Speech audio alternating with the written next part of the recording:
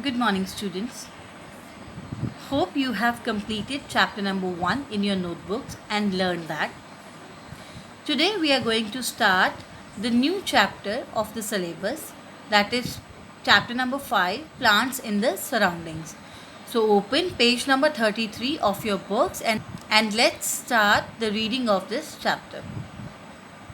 So first of all, you will see there is an activity, let's warm up, given, where you have to color the picture of the plant given below, label its stem, root, leaves, flower, fruit, bud, etc.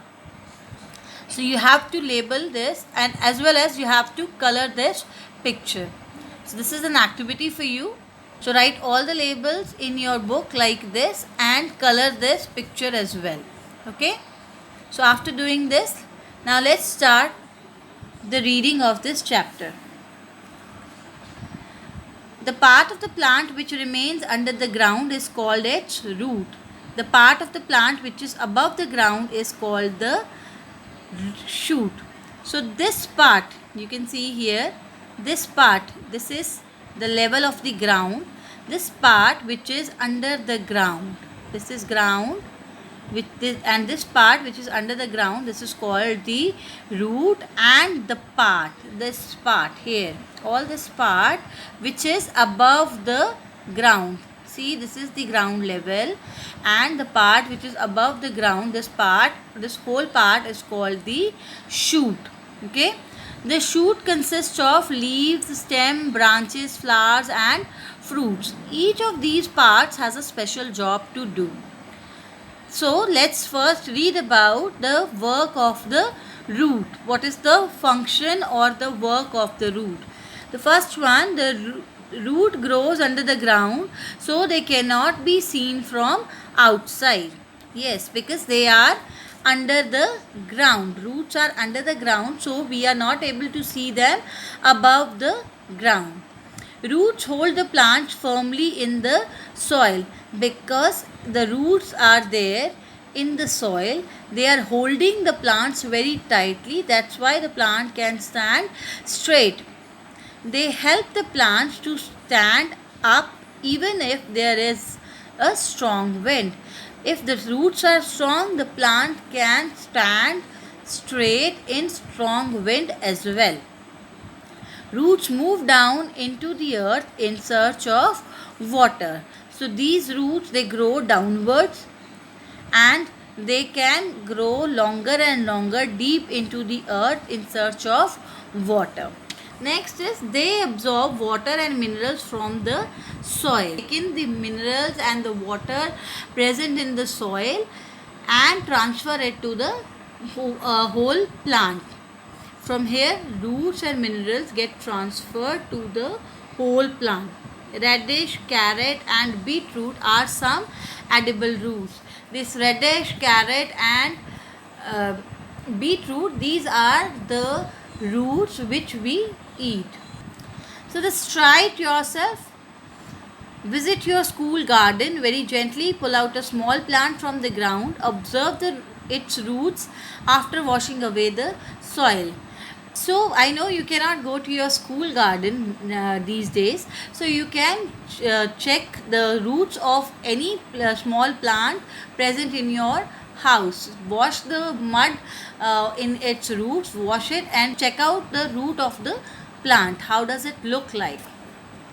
Next, roots are of two types. Till now we have read about the functions of the roots, that it holds the plant firmly.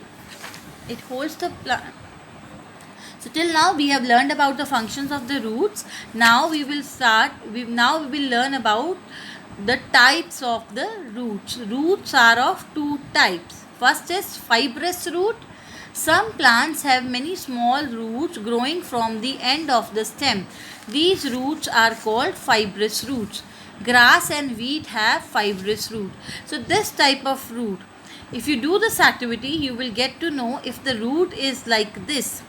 This is a small roots, very small roots. It is like a cluster. It is like a cluster of small roots of almost same size. This type of root is called a fibrous root.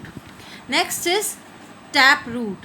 Some plants have a thick root growing into the soil. Several thinner roots grow from this thick root. This main thick root is called the tap root. Mango and neem trees have this type of roots. So this type of root, you can see here, this is the one main root coming downwards, and from this one main root there are many other roots which are grown. That's why this main root is called the tap root. And mango and neem trees have this type of roots. The next part of the plant is stem. Now let's learn about stem. The stem is the main part of the shoot. The stem helps the plant to stand erect. It carries water and minerals from the root to the other parts of the plant. So its function is to help the plant to stand erect. Erect means to stand straight, right? Erect means to stand straight. So stem is the most important part of the plant. It helps the plant in standing straight, and also it carries water and minerals from the root to the other parts of the plants. There is a fact given that a neem tree is called a miracle tree. A miracle tree, neem tree. Why? Because the neem tree has many such properties which help to heal a sick person. So that's why neem tree is called the miracle tree. Next, plants like sweet potato and sugar cane store food in their stem. So this is a sweet potato, this is a sugar cane. These are actually the stem of the plant, and they store food inside them, and that food is eaten by us. Then next is a question, blow your mind question. What are tendrils? Tendrils are actually very tender, which are like climbers, but they are very thin. Unlike the climbers, they are very thin and very tender. Next, different plants have different types of stem. Trees have a thick and woody stem called the trunk. You can see the tree, the trunk. This is called the trunk of the tree. The trunk of the tree here is very woody and very thick. So this stem of this is why the plants which are having a woody stem and a thick stem, they are called the trees. Shrubs have a thin and woody stem. So the plants like this is called a shrub. It has very thin but woody stem. Thin but woody stem. The next is herbs have a thin and green stem. So herbs also have thin stem, but they have a green stem. They do not have a woody stem. Thin and green stem plants are called herbs. Next are climbers, have a thin green and very soft stem.